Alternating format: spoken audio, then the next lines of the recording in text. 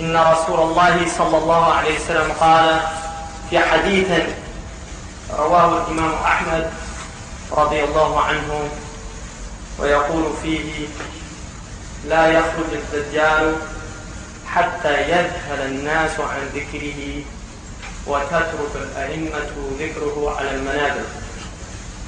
The Prophet ﷺ is reported to have said in a hadith that Imam Ahmad relates that the end of time will not come, the Dajjal, the impostor Christ, would not come until people forget about him, meaning the Ummah.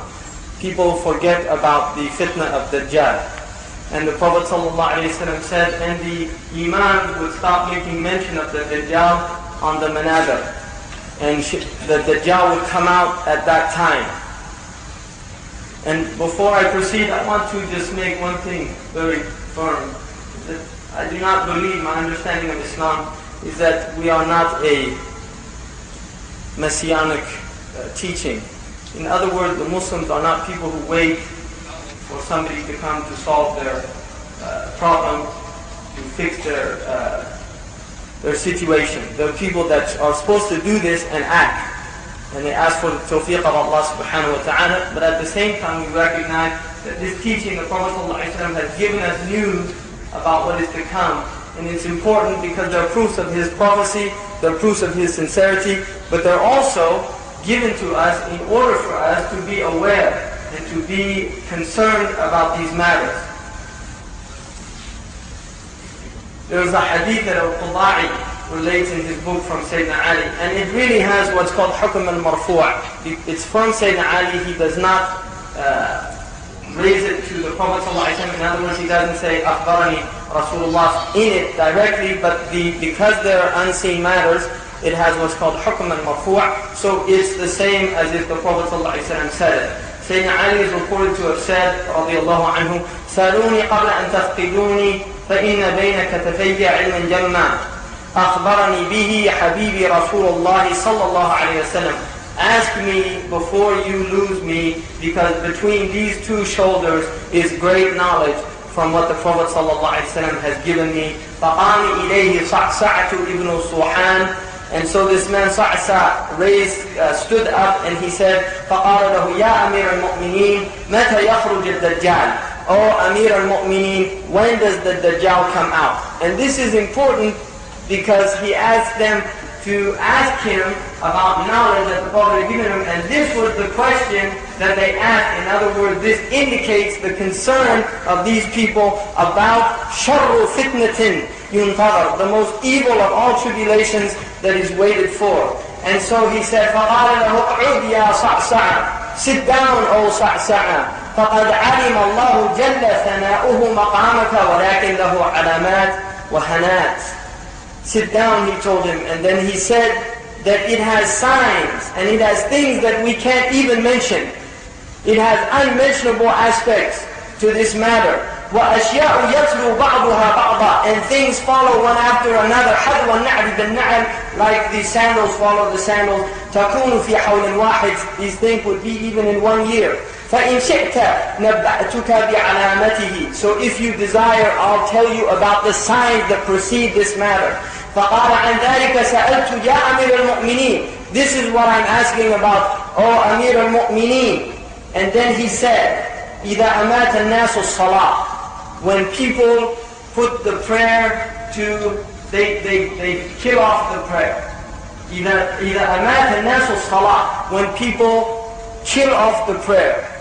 Now one of these things is about the iqamah of prayer, because the iqamah is in the masjid. If you travel in the Muslim world, in many places in the Muslim world, I lived in a place in Al-Ain and lived in the masjid, next to the masjid, in this masjid, and it was surrounded by apartment buildings, surrounded with literally thousands of people in the vicinity.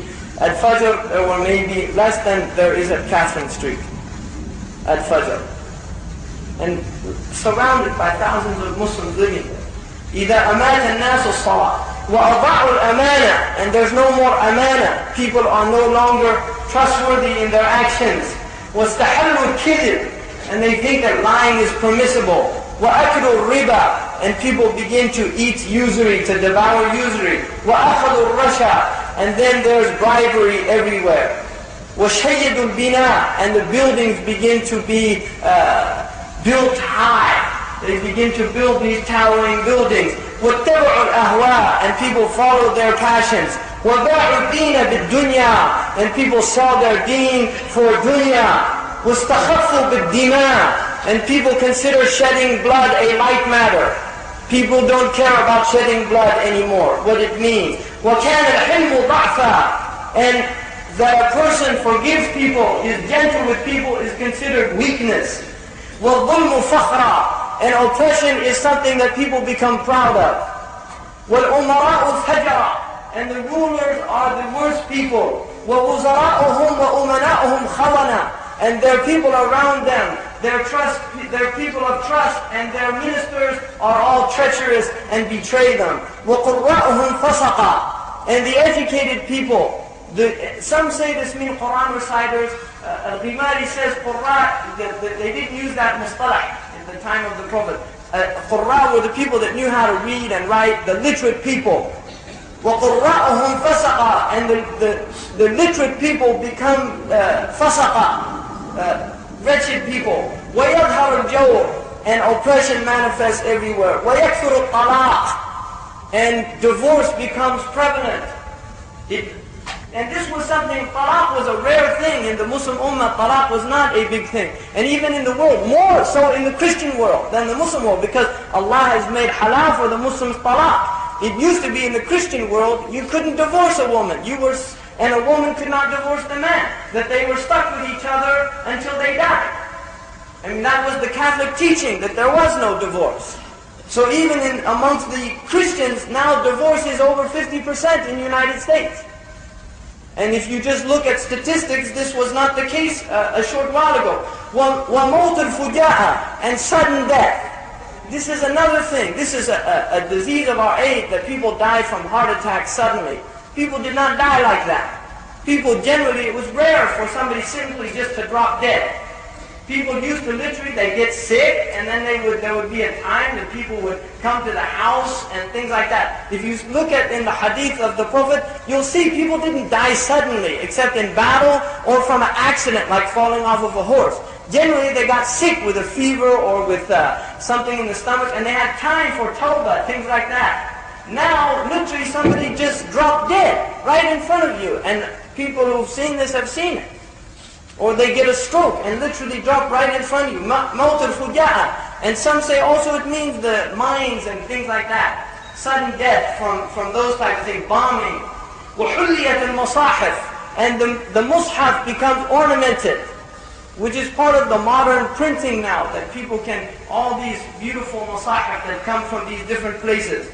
وَزُخْرِفَةَ الْمَسَاجِدِ, and the masajid are made beautiful. وَقُوِّلَةَ الْمَنَابِرِ, and the mimbars are made high. وَخُرِبَةَ الْقُلُوبِ, and the hearts become barren and bereft.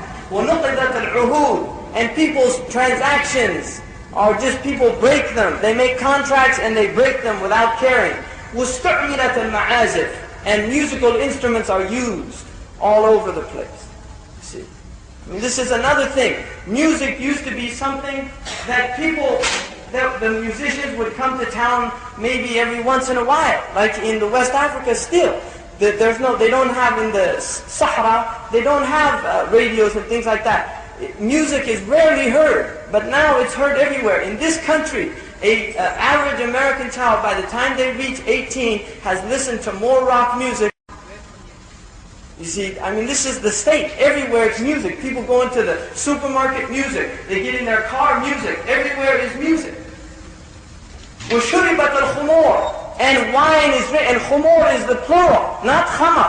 شُرِبَتَ الْخُمُورِ. Now you have all these different variations. You can go to the supermarket and hundreds of different types of wine are drinking.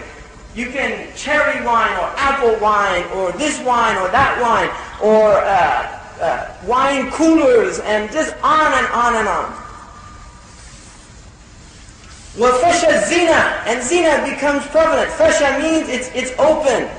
Fornication becomes open. It's no longer a hidden thing. And in every culture on the earth, with the exception of rare times in human history like the Roman cultures were secular, no religious, the zina is anathema, people were sickened by it. وَأْتُمِنَ الْخَائِنِ and wretched, treacherous people are trusted. وَخُوِّنَ الْأَمِينَ and the good people are considered treacherous. وَشَارَكَتَ الْمَرْأَةُ زَوْجَهَا فِي التِّجَارَةِ حِرْصًا عَلَى الدُّنْيَا and the woman will help the husband in earning money out of their love for dunya. Out of their love for dunya, the woman will share the husband's earning out of love for dunya, hirsan out of dunya, out of their covetousness for dunya. They want it so bad.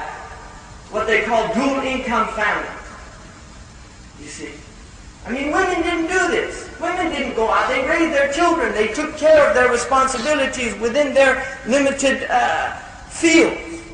But now a woman goes out and hirsan out of dunya, just out of love for dunya. She wants to have her own credit card, to go to the thing and get her car and all the dunya. And the husband, he likes it. He wants her to go out and work because he likes the dunya as well. This is subhanallah. I mean, it was rare in the Muslim ummah. And he said, fit tijara, because women used to help their husbands. Farmers have always been helped. Women, in many cases, did as much work on the farm as the husband did. And more, given the children and things. But this is fit tijara, helping him in tijara. وَرُكِبَ ذَوَاتِ الْفُرُوجِ السُّرُوجِ and though the women would ride in seats. Suruj, sarj is the saddle, would ride in the seat. The women used to ride in the hodaj. They were covered. They didn't actually ride in the seats. And some of them say that this is also an indication of وَيَخْلُقُ مَا لَا تَعْلَمُونَ of the cars and things like this. وَالسَّلَامُ لِلْمَعْرِفَةِ and people greet each other only because they know them. They don't greet each other because Muslims say Assalamu alaikum. Now in the Muslim world, people, they don't say Assalamu alaikum unless they know the person. They just walk by and don't greet people. Or they go in, they just say, Masa al-khair, sabah al-khair, marhaba. Salam qawlun al-Rabb al-Rahim, this is a word that Allah gave us. And then he said, وَلَبِسُوا جُلُودَ الضَّأْنِ عَلَى قُلُوبِ الذِّئَابِ and people will wear sheep's clothing over the hearts of wolves. They come like they're nice, they love you, all of these things, and they have hearts of wolves. قُلُوبُهُمْ يَوْمَئِذٍ أَمَرُّ مِنَ الصَّبْرِ their hearts are more bitter than patience, which is an Arab proverb, a way of saying that this is the most bitter type of hearts. أَنْفَلُ مِنَ الْجِيفَةِ and they're more foul than a carcass. فَالنَّجَاءَ النَّجَاءَ so safety, وَالْوَحَى الْوَحَى الْعَجَلَ hurry up. These are signs, hurry up, before all this tribulation comes. Get moving, وَالْجِدَّ and be serious about your life. Be serious about your life. نِعْمَ الْمَسْكَنْ يَوْمَئِذٍ بَيْتُ الْمَقْدِسِ what a good place to reside during those days is Bayt al-Maqdis, Ard al-Ribat. Bayt al-Maqdis, because this is where the Dajjal is defeated, in Bayt al-Maqdis. And so those people who are there in Bayt al-Maqdis when the Dajjal manifests, these are the people that, subhanAllah, they get the reward of being with the Mahdi and the Isa. And there's a tradition also that says, Al-Ghimari, who is a great muhaddith of this age, said, لا يخرج المهدي حتى يقال لا مهدي. The Mahdi does not come until people start saying there's no Mahdi, which is happening now. Now what I wanted to look at here is this is something written in 1962 by an American historian and sociologist and critic of American society. In Egyptian theology, the most singular organ of the sun god, Re, was the eye. And this is the eye that you see on the back of the dollar bill. This is the eye of the Egyptian sun god, Re. For the eye of Re had an independent existence and played a creative and directive part in all cosmic and human activities. The computer turns out to be the eye of the reinstated sun god. That is the eye of the mega machine serving as its private eye or detective. Now we know the Prophet ﷺ said with the Dajjal is something called al-Jassasa. The Jassasa, which gets the news of all over the world. For the Dajjal, without moving anywhere, he gets all of the news and tells the Dajjal and informs the Dajjal what is happening all over the world. and he's called Al-Jassasa. As well as the omnipresent executive eye who exacts absolute conformity to his commands because no secret can be hidden from him. The principal means needed to operate the mega machine correctly and efficiently were concentration of power, political and economic, instantaneous communication, rapid transportation, and a system of information storage capable of keeping track of every event within the province of the divine king, the pharaoh, the Fir'aun. But here's what he says. These accessories were not available in pre-scientific ages. Transportation was slow. Communication over a distance remained erratic, confined to written messages carried by human messengers. Apart from tax records and books, all of this was sporadic and subject to fire and military assault. With each successive king, essential parts would require reconstruction or reconstruction. Only in heaven could there exist the all-knowing, all-seeing, all-powerful, omnipresent, who truly commands the system. With nuclear energy, electric communication, and the computer, all the necessary components of a modernized mega machine at last become available. Heaven has at last been brought near. Theoretically, because he's talking in 62, when computer was still in the infancy stage.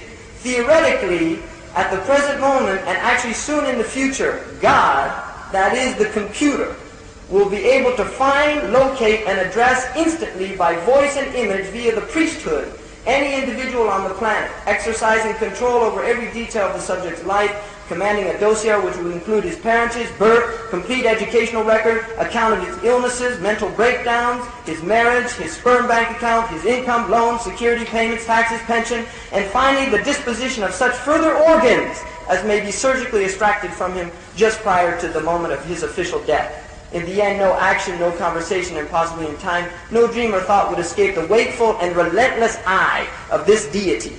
Every manifestation of life would be processed into the computer and brought under its all-pervading system of control. This would mean not just the invasion of privacy, but the total destruction of autonomy, indeed, the dissolution of the human soul itself.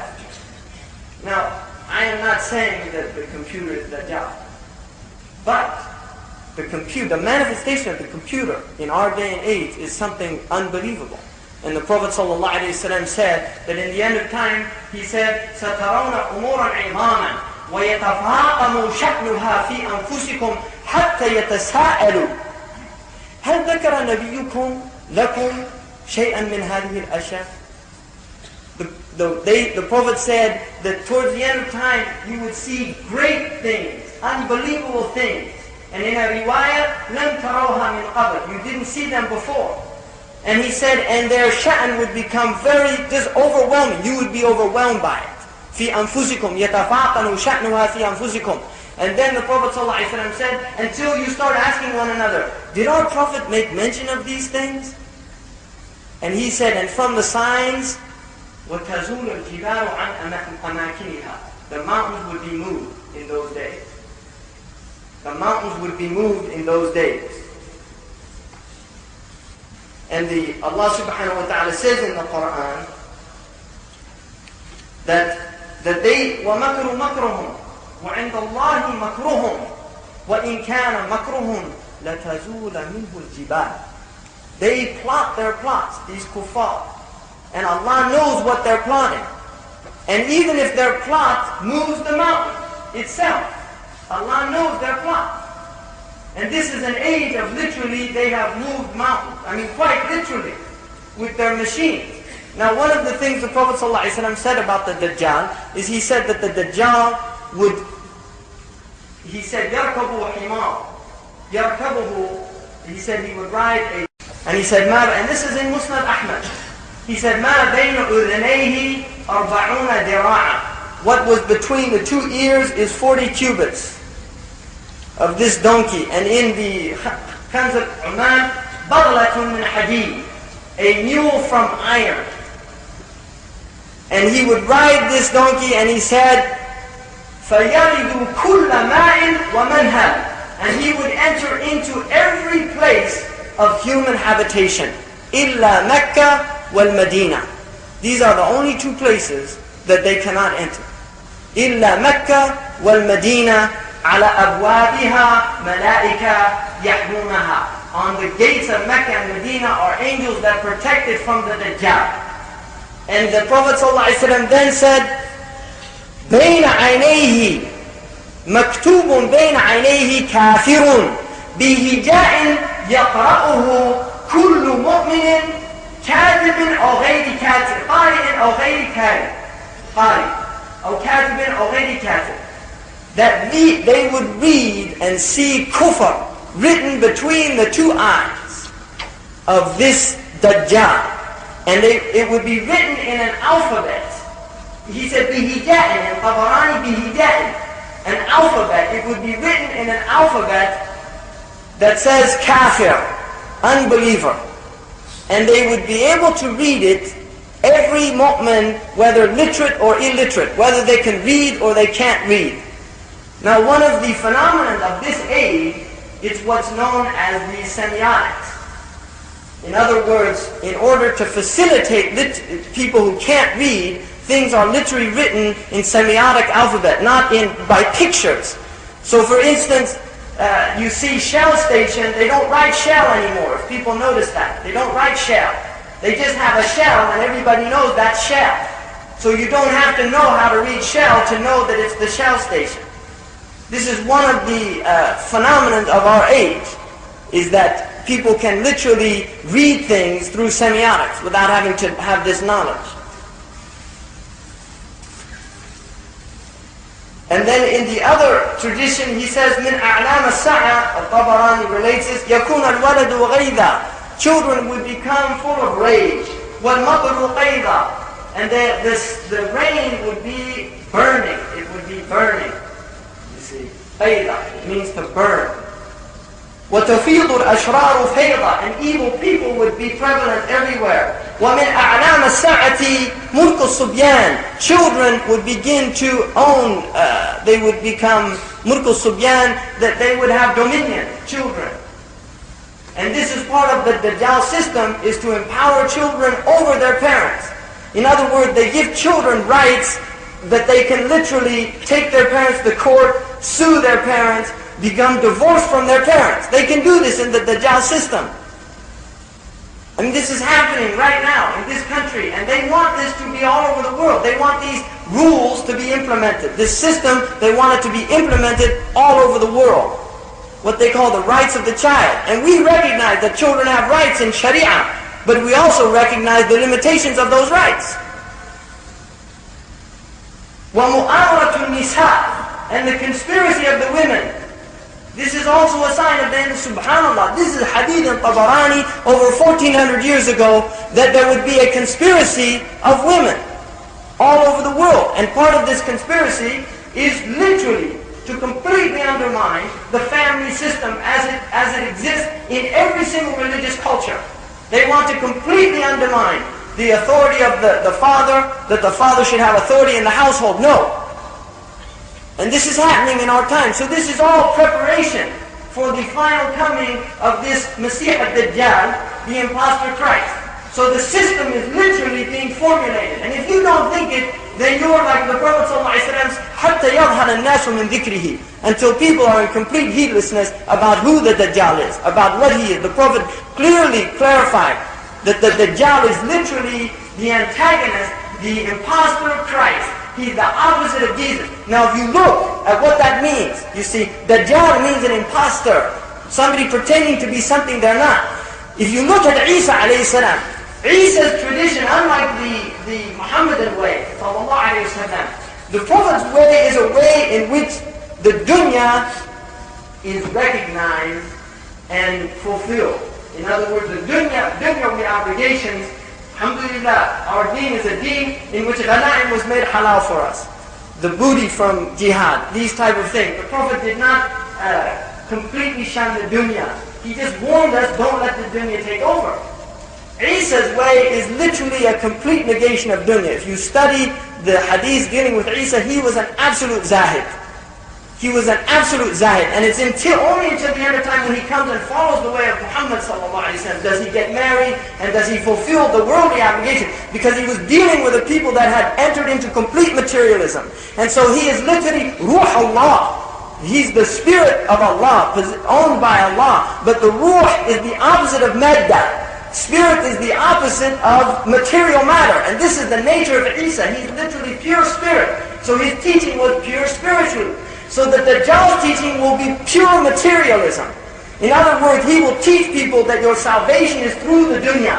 He will tell people that if you acquire dunya, then you'll be saved. You'll feel good about yourself. Self-esteem. Have success. Do all these things in the dunya, and finally and then when people feel guilty, which is human nature to feel remorse about bad things, they go to the Dajjalic priest, like the psychiatrist and the social worker, and they say, no, it's all right. It's okay to be homosexual. This is a lifestyle choice. Because teenagers feel great sickness, these people that enter into these diseased relationships, and they feel guilt. Many of them commit suicide.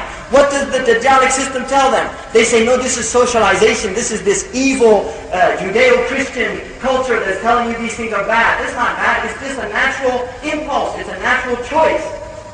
If the man drinking alcohol because of a weakness in his moral character, if he goes in and he tells you, no, alcohol is a disease. It's a disease. You have a disease. You can't help yourself. This is what they tell them. If they go to the psychiatrist, he tells them, no, you're okay, I'm okay, you're okay. Let's build your self-esteem. Feel good about yourself. It doesn't matter what you do, accept yourself. You have to learn to forgive yourself. This is the type of thing that they preach in this system. They want to eliminate the whole sense that a human being has human responsibilities before Allah and before the creation of Allah. And he has to own up to those responsibilities, or he has to make tawbah if he falls short. And he has to feel remorse, because nadama is a condition of tawbah. If you don't feel remorse, you haven't made tawbah to Allah subhanahu wa ta'ala. And so this whole idea of getting out remorse and purging it from your system, that is an imposter tradition. It has nothing to do with spiritual teaching. But this is what the Dajjal and the Dajjalic system want to tell people. The other thing the Prophet said, he would have mountains of wheat, جبال من خبز والناس في جهد إلا من اتبعه. He would have mountains of wheat, and people are suffering except those who follow him. Now if you look at the demarcation of the world today, those people in this disease system, they eat from the Dajjal. But those who don't follow the system, they're not. They're suffering. They have poverty. They have hunger. They have all these things. And so what does the shayateen? وَتُبْعَثُ مَعَهُ الشَّيَاطِينَ تُكَلِّمُ النَّاسِ. There will be sent with the Dajjal shayateen that speak to the people. And they say, أَلَيْسَ بِهَذَا رَبُّكُمْ? Isn't this your Lord? Isn't this your God? Isn't He providing for you? You see, they want to take people's dependence away from Allah subhanahu wa ta'ala and make them depend on the wheat that they provide. You see, the mountains of wheat, if you just do what we say, if you enter into the 5-year plan with the IMF and the World Bank, we'll give you wheat, we'll help you get out of your suffering. They don't want people to be independent of them and dependent on Allah subhanahu wa ta'ala. They want to create a dependency which is the nature of Rabb and Marbub. This is the relationship between a slave and his Lord, is the relationship of a dependent on an independent. Allah is mustaghnin an al-khalq. Allah is independent of His creation, and we are dependent on Him. But what this system, which is preparing itself for this final manifestation of evil in the Dajjal, is to make people completely dependent on it and free from Allah. This is what they want to do. So you have health insurance, you don't worry about things. You don't worry, you have health insurance. We'll take care of you. The ambulance will get here. Call 911. You see, وَإِذَا بَلَغَتِ الْحُلْقُومُ وَأَنْتُمْ حِينَئِذٍ تَنْظُرُونَ وَنَحْنُ أَقْرَبُ إِلَيْهِ مِنْكُمْ وَلَكِنْ لَا تُبْصِرُونَ. When the ruh reaches the hulqum, what do? Call 911? This is what they want you to think, that they'll always be there to help you. And it's a lie. It's a lie. It's a lie, and it cheats people out of their divine right to be slaves of Allah subhanahu wa ta'ala. It wants to make them slaves of the system itself. And put people into a state of poverty and subjugation and humiliation. But the Prophet said, ضُرِبَتَ الذِّلَّةُ وَالْمَسْكَنَةُ عَلَى مَنْ خَالَفَ أَمْرِي وَالصَّلَاةُ. That humiliation and subjugation would be written upon people who go against my command. My command. So we should think about this. We should think about all these, the seriousness of the matter, and not be asleep. Because if we go to sleep, this is when Dajjal takes over. When people go to sleep, يَظْهَرُ النَّاسِ عَنْ ذِكْرِهِ. They don't remember. They lose awareness. So we must be really vigilant about this. And I'm mentioning all of this because I don't want to be from the people on the minbar that don't do what the Prophet ﷺ said, to mention the Dajjal. But I will say, the Prophet ﷺ said, if the end of time comes upon you and you're planting a seed, فَسِيلَ فَغْرِسُوهَا وَبِيَدِكَ فَسِيلَ فَغْرِسُوهَا. If the end of time comes upon you and you're planting a seed, finish planting it. Get on with life. And our duty is to be people of jid, to be people planting the seed of Islam wherever we go, to be people that are worshipping Allah. These are the seeds that we should be planting to harvest in the next world. أقول قولي هذا واستغفر الله لي ولكم.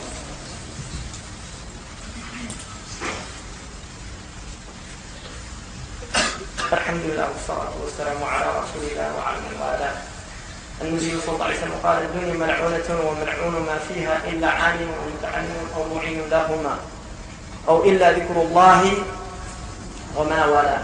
This dunya is a cursed place except for the learned one, the one teaching, the one studying, and those helping them to do that.